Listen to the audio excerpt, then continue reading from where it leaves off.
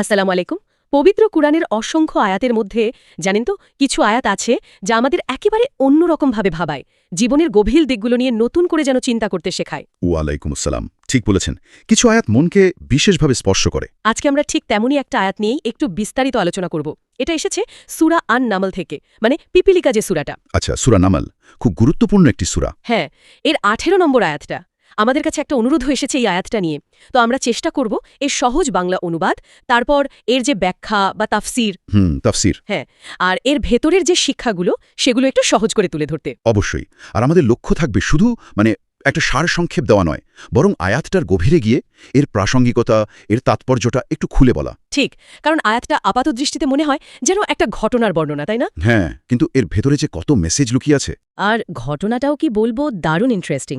একবার ভাবুন, নবী সুলাইমান আলাইহিস সালাম, তার সময়ে সম্ভবত সবচেয়ে শক্তিশালী শাসক ছিলেন তিনি। নিঃসন্দেহে বিশাল ক্ষমতা ছিল তার। সেই তিনি চলেছেন তার বিশাল বাহিনী নিয়ে, মানুষ, জিন, এমনকি পাখিরাও আছে সেই বাহিনীতে। বিরাট ব্যাপার। হ্যাঁ, এক বিশাল সমাবেশ। আর ঠিক সেই সময়ে পিপিলিকাদের একটা উপত্যকায়, ছোট্ট একটা পিপিলিকা, তার মুখ থেকে এমন কিছু কথা শোনা গেল যা কিনা স্বয়ং নবী সুলাইমান আলাইহিস সালামকে থামিয়ে দেয়, ভাবিয়ে তোলে। এখানেই তো মূল আকর্ষণটা। এটা শুরুতেই একটা প্রশ্ন তুলে দেয় মনে, যে জ্ঞান বা প্রজ্ঞা এই জিনিসগুলো কি শুধু খুব বড় বড় উৎস থেকেই আসে, নাকি খুব সাধারণ একদম অপ্রত্যাশিত জায়গা থেকেও গভীর কোনো উপলব্ধি আসতে পারে? খুব সুন্দর একটা প্রশ্ন। আর সম্ভবত এই অপ্রত্যাশিত উৎসের জ্ঞানটাই আজকের আলোচনার একটা বিশেষ দিক। আচ্ছা, তাহলে এই বিষয়টি নিয়েই বরং আমাদের আজকের আলোচনা শুরু করা যাক, কি বলেন? নিশ্চয়ই, নিশ্চয়ই। তো আলোচনার গভীরে যাওয়ার আগে সূরা আন-নামল নিয়ে ছোট্ট একটু কথা। মক্কায় নাজিল হওয়া এই সূরাটার নামই তো রাখা হয়েছে এই পিপিলিকার বিখ্যাত ঘটনাটার উপর ভিত্তি করে। ঠিক, কুরআনের ২৭ নম্বর সূরা এটি। আর আমরা যে আয়াতটা নিয়ে কথা বলছি, 18 নম্বর আয়াত, সেটা এই পিপিলিকার ঘটনার একদম কেন্দ্রবিন্দুতে আছে। হার্ট অফ দ্য স্টোরি বলা যায়। হ্যাঁ, তো এই আয়াতটা ঠিকমতো বুঝতে হলে যেমনটা অনুরোধে বলা হয়েছে, আমরা 3টে ধাপে এগোতে পারি। প্রথমে এর একটা ভালো বাংলা অনুবাদ বোঝা দরকার। অনুবাদ তো লাগবেই, প্রথম ধাপ। তারপর এর ব্যাখ্যা বা তাফসিরে ঢোকা, আর সবশেষে এখান থেকে আমাদের জন্য কি শিক্ষণীয় আছে সেটা খুঁজে বের করা। সুন্দর পরিকল্পনা। অনুবাদ দিয়ে শুরু করা যাক তাহলে। যে কোনো ঐশী বাণীর অর্থ বুঝতে হলে তার সঠিক অনুবাদ জানাটা তো প্রথম আর সবচেয়ে জরুরি পদক্ষেপ। একদম। তো এই আয়াতটার ক্ষেত্রে একটা ভালো বাংলা অনুবাদ কেমন হতে পারে? মূল আরবি আয়াতটাতে আমরা কয়েকটা জিনিস পাই, যেমন নবী সুলাইমান আলাহ, তার বিশাল সেনাবাহিনী, যাতে জিন, মানুষ, পাখি সবাই আছে। তারা এসে পৌঁছাচ্ছেন পিপিলিকাদের একটা উপত্যকায়, মানে ওয়াদিন নামেলে।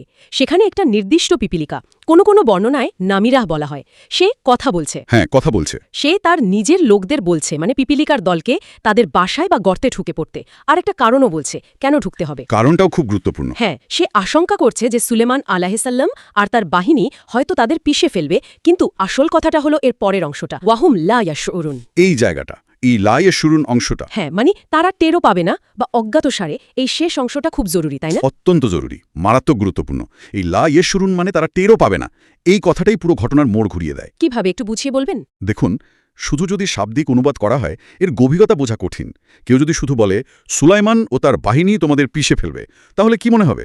মনে হতে পারে এটা একটা অভিযোগ বা একটা আসন্ন ধ্বংসের ঘোষণা। হ্যাঁ, মনে হবে যেন তারা জেনে শুনেই ক্ষতি করতে আসছে। ঠিক, কিন্তু যেই মুহূর্তে অজ্ঞাতসারে বা অজান্তে বা তারা টেরও পাবে না কথাটা যোগ করা হলো, সাথে সাথেই কিন্তু ওই পিপিলিকাটার পর্যবেক্ষণ ক্ষমতা, তার ইনসাফের ধারণা, এগুলোর প্রমাণ পাওয়া যায়। আচ্ছা আচ্ছা। সে বুঝতে পারছে যে সুলাইমান আলাইহিসসালাম একজন ন্যায়পরায়ণ নবী। তার বাহিনী বিশাল হতে পারে, কিন্তু তারা ইচ্ছে করে নিরীহ প্রাণীর ক্ষতি করার মতো লোক নয়। ক্ষতি যা হতে পারে সেটা হতে পারে তাদের অজান্তে। তারা এত বিশাল, এত উঁচু থেকে হয়তো নিচের এই ক্ষুদ্র পিপিলিকাদের দেখতেই পাবে না, সেই কারণে পিষ্ট হয়ে যেতে পারে। বাহ, তার মানে পিপিলিকাটা শুধু বিপদটাই দেখছে না, বিপদের কারণ এবং তার ধরনটাও বুঝতে পারছে। এটা তো আসলে অবাক করার মতো একটা পর্যবেক্ষণ ক্ষমতা। অবশ্যই। তাহলে একটা ভালো, সহজবোধ্য, আবার অর্থটাও ঠিক রাখে এমন অনুবাদ কেমন হতে পারে এই আয়াতের? একটা বেশ প্রচলিত এবং আমার মনে হয় অর্থবহ অনুবাদ হতে পারে এরকম: অবশেষে যখন তারা পিপিলিকা অধ্যুষিত উপত্যকায় পৌঁছালো, তখন এক পিপিলিকা বলল, হে পিপিলিকা গোষ্ঠী, তোমরা নিজ নিজ বাসস্থানে প্রবেশ করো, যেন সুলাইমান এবং তার সেনাবাহিনী তাদের অজ্ঞাতসারে তোমাদেরকে পিষ্ট করে না ফেলে। এই অনুবাদটা বেশ স্পষ্ট। হ্যাঁ, এখানে দেখুন কয়েকটা বিষয় পরিষ্কার হচ্ছে। পিপিলিকার সম্বোধনটা, হে পিপিলিকা গোষ্ঠী, তার স্পষ্ট নির্দেশনা, তোমরা নিজ নিজ বাসস্থানে প্রবেশ করো। আর কারণটাও? হ্যাঁ, এবং তার আশঙ্কার কারণটা বিশেষভাবে উল্লেখ করা হয়েছে, যে যেন সুলাইমান এবং তার সেনাবাহিনী তাদের অজ্ঞাতসারে তোমাদের পিষ্ট করে না ফেলে। এই অজ্ঞাতসারে শব্দটা পিপিলিকাটার বুদ্ধিমত্তা আর পরিস্থিতিরা যে সে ঠিকঠাক মূল্যায়ন করতে পেরেছে সেদিকে ইঙ্গিত দেয়। চমৎকার। এই অনুবাদটা শুনলেই ঘটনার ছবিটা বেশ পরিষ্কার হয়ে ওঠে মনে। আচ্ছা, অনুবাদের পর এবার আমরা একটু তাফসির বা ব্যাখ্যার দিকে যাই। অবশ্যই। অনুবাদ তো আমাদের আয়াতের বাইরের কাঠামোটা চিনতে সাহায্য করল, কিন্তু এর ভেতরের আত্মা বা গভীর অর্থটা তো উন্মোচন করে তাফসির, তাই না? ঠিক তাই। তাফসির জিনিসটা আসলে কি, আর এই আয়াতের ক্ষেত্রে তাফসিরকাররা সাধারণত কোন কোন দিকে বেশি আলোকপাত করেছেন? দেখুন, তাফসির মানে হলো আয়াতের গভীরতর ব্যাখ্যা। এটা শুধু শব্দের অর্থ নয়, বরং আয়াতের প্রেক্ষাপট, মানে কোন পরিস্থিতিতে নাজিল হলো, এর ঐতিহাসিক ঘটনা যদি কিছু থাকে, আচ্ছা, সংশ্লিষ্ট অন্য কোনো আয়াত বা হাদিস আছে কিনা, ভাষার অলংকার বা সৌন্দর্য, এবং সবচেয়ে গুরুত্বপূর্ণ হলো এর ভেতরের বার্তাটা কি, শিক্ষাটা কি, এই সবকিছু নিয়ে আলোচনা করে তাফসির। ও, তার মানে অনেক ব্যাপক একটা ব্যাপার। হ্যাঁ, তো সূরা নামালের এই 18 নম্বর আয়াতের তাফসিরে বেশ কয়েকটা অসাধারণ দিক উঠে আসে। প্রথমত, এবং সম্ভবত যেটা নিয়ে সবচেয়ে বেশি আলোচনা হয়, সেটা হলো পিপিলিকাটির অবিশ্বাস্য বুদ্ধিমত্তা, পর্যবেক্ষণ ক্ষমতা আর দূরদর্শিতা। হ্যাঁ, এটা তো আগেই একটু বলছিলেন। ভাবুন, একটা অতি ক্ষুদ্র প্রাণী, যার মস্তিষ্ক হয়তো পিনের মাথার চেয়েও ছোট, সে শুধু আসন্ন বিপদটাই বুঝতে পারল না, বরং সেই বিপদ থেকে বাঁচার জন্য একটা কার্যকরী উপায়ও বাতলে দিল। এবং সেটা আবার সবাইকে জানালো। হ্যাঁ, তার পুরো সম্প্রদায়কে জানালো। সে পরিস্থিতির ভয়াবহতাটা বুঝেছে, মানে বিশাল এক সেনাবাহিনী আসছে। আবার তার সম্ভাব্য ফলাফলটাও বুঝেছে, পিষ্ট হয়ে যেতে পারে। দুটোই উপলব্ধি করেছে সে। এটা আসলেই বিস্ময়কর। আমরা তো পিপিলিকাকে খুব সাধারণ মনে করি, কিন্তু এখানে তার যে প্রজ্ঞা, সেটা তো প্রায় একজন দক্ষ ম্যানেজার বা নেতার মতো লাগছে। একদম। সে শুধু সমস্যাটা চিহ্নিত করেই থেমে থাকেনি, সমাধানও দিয়েছে। এটাই তো লিডারশিপ কোয়ালিটি। ঠিক। দ্বিতীয় গুরুত্বপূর্ণ দিক যেটা তাফসিরে আসে, সেটা হলো নিজের সম্প্রদায়ের প্রতি পিপিলিকাটির গভীর দায়িত্ববোধ আর অপরিসীম মমতা। এটাও খুব জরুরি পয়েন্ট। সে কিন্তু শুধু নিজের যান বাঁচানোর জন্য দৌড় দেয়নি। খেয়াল করুন, সে পুরো দলকে উদ্দেশ্য করে বলেছে, ইয়া আইয়ুহান নামলু, মানে হে পিপিলিকা গোষ্ঠী, সবাইকে রক্ষা করার জন্য ডেকেছে। তার মানে সে একা বাঁচতে চায়নি। না, এখানেই তার নেতৃত্বের গুণটা ফুটে ওঠে। সে তার সমাজের একজন সদস্য হিসাবে নিজের দায়িত্বটা পালন করেছে। এটা শুধু সেলফ প্রিজার্ভেশন নয়, এটা কালেকটিভ সিকিউরিটির চিন্তা। এই দায়িত্ববোধের বিষয়টা আজকের দিনে কিন্তু খুব প্রাসঙ্গিক, বিশেষ করে যখন আমরা দেখি অনেকেই শুধু নিজেকে নিয়ে ব্যস্ত। এই ছোট্ট পিপিলিকাটা যেন পুরো মানব সমাজকে একটা বড় শিক্ষা দিয়ে গেল। ঠিক বলেছেন। তৃতীয়ত, যেমনটা আমরা অনুবাদের সময়ও বলছিলাম, পিপিলিকাটা নবী সুলাইমান আর তার বাহিনীর সম্ভাব্য অনিচ্ছাকৃত ক্ষতি সম্পর্কে যে সচেতনতা দেখিয়েছে, সেটা তার ন্যায় বিচার বোধের পরিচয় দেয়। হ্যাঁ, ওই অজ্ঞাতসারে ব্যাপারটা। সে কিন্তু সরাসরি অভিযোগ করেনি যে ওরা আসছে আমাদের মারতে বা ওরা খারাপ লোক, বরং সে বলেছে তারা অজ্ঞাতসারে পিষ্ট করতে পারে। এটা প্রমাণ করে সে বিশ্বাস করত যে এই বাহিনী বা তার নেতা সুলাইমান আহা, তিনি অন্যায়কারী নন। মানে তাদের সদিচ্ছা নিয়ে তার প্রশ্ন ছিল না। সম্ভবত না, সে বুঝেছিল তাদের বিশালতার কারণেই এই অনাকাঙ্ক্ষিত দুর্ঘটনাটা ঘটতে পারে। এই সূক্ষ্ম পার্থক্যটা ধরতে পারাটাও কিন্তু তার বুদ্ধিমত্তার একটা বড় প্রমাণ। এই জায়গাটা আমার কাছে খুব আকর্ষণীয় লাগে। সে একদিকে যেমন প্রতিপক্ষের সদিচ্ছার উপর আস্থা রাখছে, আবার একই সাথে বাস্তব পরিস্থিতি বিবেচনা করে সতর্কতামূলক ব্যবস্থা নেওয়ার কথাও বলছে। এটা দারুণ একটা ব্যালেন্সড অ্যাপ্রোচ। একদম। চতুর্থ যে বিষয়টা তাফসিরে গুরুত্ব পায়, তা হলো এই কথা শুনে নবী সুলাইমান আলাইহিস সালামের প্রতিক্রিয়া। যদিও এটা সরাসরি 18 নম্বর আয়াতে নেই, পরের আয়াতে আছে, তাই না? 19 নম্বরে। হ্যাঁ, 19 নম্বরে আয়াতে আছে, কিন্তু এটা তো ঘটনারই অংশ। তিনি পিপিলিকার কথাটা স্পষ্ট শুনতে পেয়েছিলেন এবং বুঝতেও পেরেছিলেন। এটা শুনে তিনি কিন্তু রেগে যাননি বা তাচ্ছিল্য করেননি। কি করেছিলেন তিনি? তিনি ফাতাবাসসামা দাহেকা মিন কাউলিহা, মানে তিনি মুচকি হেসেছিলেন। এই হাসিটা ছিল একই সাথে কৌতুক, বিস্ময়, আবার আল্লাহর প্রতি কৃতজ্ঞতারও প্রকাশ। কৃতজ্ঞতা কেন? কারণ তিনি আল্লাহর শুকরিয়া আদায় করেছিলেন যে আল্লাহ তাকে এমন জ্ঞান আর ক্ষমতা দিয়েছেন, যার মাধ্যমে তিনি সৃষ্টির এত ক্ষুদ্র একটা সদস্যের কথাও বুঝতে পারছেন। এটা নবী সুলাইমান আলাইহিস সালামের বিনয় আর আল্লাহর প্রতি তার যে গভীর কৃতজ্ঞতা বোধ, সেটারই প্রমাণ। সুবহানাল্লাহ। মানে এত ক্ষমতা, এত শক্তি যার, তিনিও সৃষ্টির এত ছোট একটা বিষয়ের প্রতি মনোযোগী হলেন এবং সেটাকে আল্লাহর নেয়ামত হিসেবে নিলেন। এই প্রতিক্রিয়াটাই তো একটা বিরাট শিক্ষা। নিঃসন্দেহে। পঞ্চমত, এবং এটা একটা ওভারআর্চিং বা সামগ্রিক বিষয় বলা যায় পুরো ঘটনাটাই, আল্লাহ কর্তৃক নবী সুলাইমান আলাইহিস সালামকে দেওয়া বিশেষ ক্ষমতা ও মুজিজার একটা নিদর্শন। মুজিজা মানে অলৌকিক ঘটনা। হ্যাঁ, আল্লাহ তাকে শুধু বিশাল সাম্রাজ্যই দেয়নি, বরং জিন, মানুষ, পশু পাখি এদের ওপর নিয়ন্ত্রণ, এদের ভাষা বোঝার মতো অলৌকিক ক্ষমতাও দিয়েছিলেন। পিপিলিকার ভাষা বুঝতে পারাটা সেই বিশেষ ক্ষমতারই একটা অংশ। আচ্ছা, এই ঘটনাটা আমাদের আল্লাহর অপার কুদরত বা ক্ষমতার কথা মনে করিয়ে দেয়। তিনি চাইলে তার সৃষ্টির বিভিন্ন প্রজাতির মধ্যে এমনভাবে যোগাযোগ স্থাপন করতে পারেন যা আমাদের সাধারণ ধারণার অনেক বাইরে। যদি আমরা এটিকে বৃহত্তর চিত্রের সাথে সংযুক্ত করি তাহলে দেখব এই ঘটনা আল্লাহর সৃষ্টির যে অপার বৈচিত্র্য আর প্রতিটি সৃষ্টির মধ্যেই যে একটা নির্দিষ্ট উদ্দেশ্য, জ্ঞান এবং চেতনা থাকতে পারে সেদিকেই ইশারা করে। সত্যি অসাধারণ। একটা ছোট্ট আয়াত, অথচ এর ব্যাখ্যায় কত কত গভীর দিক জড়িয়ে আছে। একটা ক্ষুদ্র প্রাণীর বুদ্ধি, তার নেতৃত্ব, দায়িত্ববোধ, ন্যায় বিচারবোধ, আবার অন্যদিকে একজন এত ক্ষমতাবান নবীর বিনয়, কৃতজ্ঞতা, আর আল্লাহর দেওয়া অলৌকিক ক্ষমতা, তার সৃষ্টির রহস্য। অনেকগুলো স্তর আছে এর মধ্যে। এই আলোচনা থেকে একদম স্পষ্ট বোঝা যাচ্ছে যে আয়াতটা শুধু একটা গল্প নয়, এটা গভীর প্রজ্ঞায় পরিপূর্ণ। এবার মনে হয় আমরা সবচেয়ে জরুরি অংশে যেতে পারি। সেটা হলো এই আয়াত আর এর তাফসির থেকে আমাদের দৈনন্দিন জীবনের জন্য, আমাদের নিজেদের জন্য শিক্ষণীয় বিষয়গুলো কি হতে পারে। মানে এই সব কিছু থেকে মূল বার্তাগুলো কি, যা আমরা সাথে নিয়ে যেতে পারি। হ্যাঁ, এইটাই আসল বিষয়।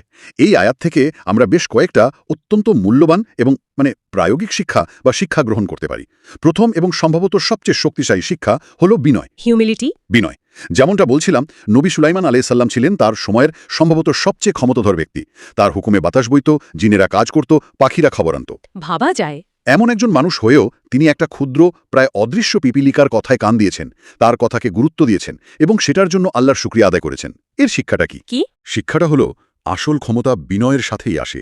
আপনার ক্ষমতা বা পদমর্যাদা যতই বড়ই হোক না কেন, যারা আপনার চেয়ে দুর্বল বা ছোট অবস্থানে আছে তাদের উপেক্ষা করা বা তাচ্ছিল্য করা উচিত নয়। তাদের কথা শোনা, তাদের গুরুত্ব দেওয়া, এটাই মহত্বের পরিচয়। এই বিনয় শিক্ষাটা আজকে পৃথিবীতে যেখানে ক্ষমতার দম্ভ, ক্ষমতার প্রদর্শন এত বেশি, সেখানে সত্যিই খুব জরুরি মনে হয়। সামান্য ক্ষমতা পেলেই অনেকে নিজেকে কি হনু মনে করে। সেখানে সুলাইমানের এই উদাহরণটা তো একটা মাইল ফলক। ঠিক। দ্বিতীয় গুরুত্বপূর্ণ শিক্ষা হল দায়িত্ববোধ ও নেতৃত্ব, রেসপন্সিবিলিটি অ্যান্ড লিডারশিপ। ওই একটা পিপিলিকা, সে হয়তো তার সম্প্রদায়ের কোনো আনুষ্ঠানিক নেতা ছিল না, কে জানে। হ্যাঁ, তা তো আমরা জানি না। কিন্তু সে ওই বিপদের মুহূর্তে নেতৃত্বের দায়িত্বটা পালন করেছে। সে তার দলের নিরাপত্তা নিয়ে চিন্তা করেছে, সম্ভাব্য বিপদ সম্পর্কে সতর্ক করেছে, আর কি করতে হবে সে বিষয়ে স্পষ্ট নির্দেশনা দিয়েছে। তোমরা নিজ নিজ বাসস্থানে প্রবেশ করো। খুবই স্পষ্ট নির্দেশনা। এখান থেকে আমরা শিখতে পারি যে লিডারশিপ মানে শুধু একটা পোস্ট বা পদবি নয়। লিডারশিপ মানে হলো দায়িত্ব নেওয়া। নিজের কমিউনিটি, নিজের পরিবার বা কর্মক্ষেত্রে যারা আমাদের উপর কোনো না কোনোভাবে নির্ভরশীল, তাদের সুরক্ষা, তাদের কল্যাণের কথা ভাবা এবং ঠিক সময়ে ঠিক পদক্ষেপ নেওয়া, এটাই আসল নেতৃত্ব। এটা কিন্তু শুধু বড় পরিসরেই নয়, তাই না? ছোট ছোট ইউনিটও তো প্রযোজ্য। যেমন একটা পরিবারে অভিভাবকের দায়িত্ব বা একটা প্রজেক্ট টিমের টিম লিডার দায়িত্ব। এই পিপিলিকাটা যেন বলছে তোমার চারপাশের মানুষদের প্রতি তোমার একটা দায়িত্ব আছে। একদম তাই। তৃতীয় শিক্ষাটি হলো সচেতনতা ও বিবেচনা, অ্যাওয়ারনেস অ্যান্ড কনসিডারেশন। সচেতনতা। পিপিলিকাটির ভয় ছিল সুলাইমান আহের বাহিনী তাদের অজ্ঞাতস্বরে পিষ্ট করে ফেলতে পারে। এই অজ্ঞাতস্বরে অংশটা আমাদের শেখায় যে আমাদের নিজেদের কাজকর্ম, চলাফেরা বা সিদ্ধান্ত নেওয়ার সময় অন্যদের ওপর এর কী প্রভাব পড়তে পারে সে বিষয়ে আমাদের সচেতন থাকা উচিত। এটা খুব দরকারি। আমাদের শক্তি বা আমাদের সুবিধার কারণে যেন অনিচ্ছাকৃতভাবেও কারো ক্ষতি না হয়ে যায়, সেদিকে খেয়াল রাখাটা খুব জরুরি। এটা আসলে অন্যের অধিকার আর অস্তিত্বের প্রতি শ্রদ্ধাবোধেরই একটা অংশ। তার মানে শুধু ইচ্ছে করে ক্ষতি করা থেকে বিরত থাকাই যথেষ্ট নয়, অনিচ্ছাকৃত বা অসাবধানতা বশত ক্ষতি এড়িয়ে চলার জন্য চেষ্টা করতে হবে। বিশেষ করে যখন আমাদের হাতে ক্ষমতা বা সুযোগ বেশি থাকে, তখন এই দায়িত্বটা আরও বেড়ে যায়। ঠিক বলেছেন। চতুর্থ শিক্ষাটি হল আল্লাহর অপার ক্ষমতা ও প্রজ্ঞা। আল্লাহর ক্ষমতা। এই পুরো ঘটনাটা আমাদের চোখে আঙুল দিয়ে দেখিয়ে দেয় যে আল্লাহর সৃষ্টি কত বিচিত্র আর তার ক্ষমতা কত অসীম। তিনি একটা ছোট্ট পিপিলিকাকে এমন বুদ্ধি আর যোগাযোগের ক্ষমতা দিতে পারেন, আবার তার একজন নবীকে সেই ভাষা বোঝার ক্ষমতাও দিতে পারেন। এই যে ইন্টারস্পিসিস কমিউনিকেশন, মানে বিভিন্ন প্রজাতির মধ্যে যোগাযোগ, হ্যাঁ, এটা আল্লাহর কুদরতের এক অসাধারণ নিদর্শন। এটা আমাদের মনে করিয়ে দেয় যে এই মহাবিশ্বের প্রত্যেকটা সৃষ্টির পেছনেই আল্লাহর প্রজ্ঞা আর পরিকল্পনা আছে। কোনো কিছুই আসলে তুচ্ছ বা অর্থহীন নয়। আর এটা আমাদের নিজেদের জ্ঞানের সীমাবদ্ধতাকেও মনে করিয়ে দেয়, তাই না? আমরা হয়তো প্রকৃতির কত রহস্যেরই খোঁজ জানি না এখনো। একদম। আর পঞ্চম শিক্ষাটি হল জ্ঞান ও সঠিক দিক নির্দেশনার গুরুত্ব, importance of knowledge and guidance.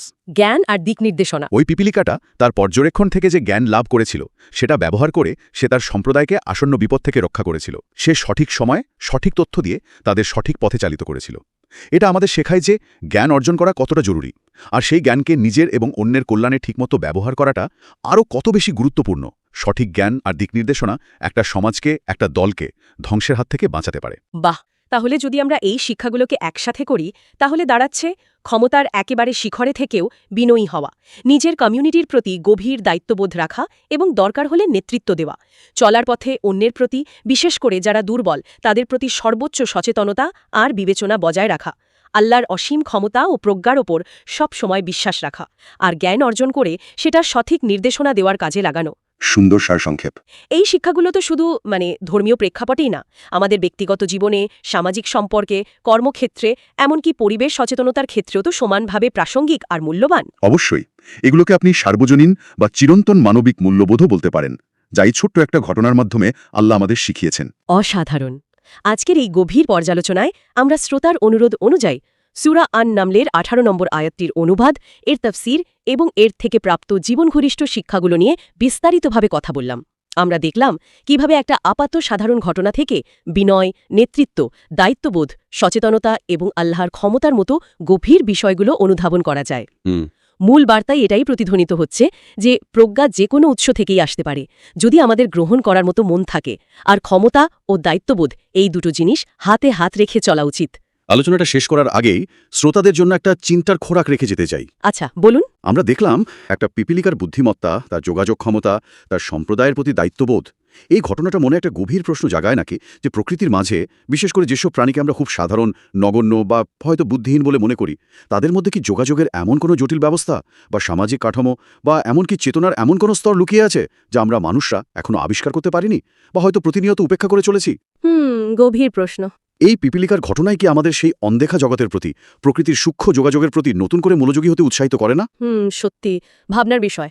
হয়তো আমাদের চারপাশে প্রতিনিয়ত এমন অনেক কিছুই ঘটে চলেছে যা শোনার বা বোঝার ক্ষমতা আমাদের এখনও তৈরি হয়নি। প্রকৃতির অপার রহস্য হয়তো এভাবেই আমাদের বিস্মিত করতে থাকবে। আজকের আলোচনা এখানেই শেষ করছি। আল্লাহ হাফেজ। আল্লাহ হাফিজ।